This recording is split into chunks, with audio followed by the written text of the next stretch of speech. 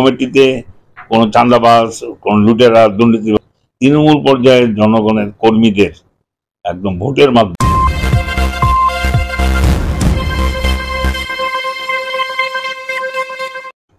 আমাদের নেতা জনাব তারেক রহমান বারবার একটা কথা বলেছেন যে এই যে নতুন বাংলাদেশ, যে আমাদের ছাত্র জনতার রক্তের বিনিময়ে যে নতুন বাংলাদেশ আমরা পেয়েছি, এই বাংলাদেশে কেউ যদি চাঁদাবাজি করে, কেউ যদি দলের নাম ভাঙিয়ে কোনো জায়গা জমি দখল করে বা ধরনের কোনো নির্যাতন জুলুম করে, এগুলোর বিরুদ্ধে তিনি কঠোর অবস্থানে আছেন। সেখানে কাউকে ছাড় দেওয়া হয়নি।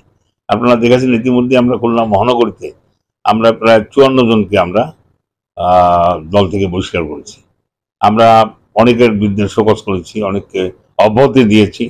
আমরা মনে করি যে এই নতুন বাংলাদেশ যেটা হয়েছে আমাদের ছাত্র জনতার রক্তের বিনিময়ে, এখানে লুটপাট করে বা অবাধে লুটপাট করার মধ্যে দিয়ে কেউ যদি এটার ফায়দা নিতে চায়, সেটা আমরা কোনো অবস্থাতেই আমাদের দল এটা কোনো অবস্থায় টলারেট করবে না।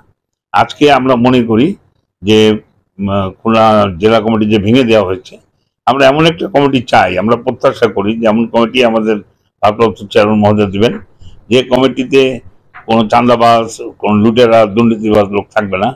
যে কমিটি হবে খুলনা জেলার প্রতিনিধিত্বকারী একটা ভালো সংগঠন হবে, যারা আগামীতে রাজনীতিকে সামনের দিকে এগিয়ে নিয়ে যাবে।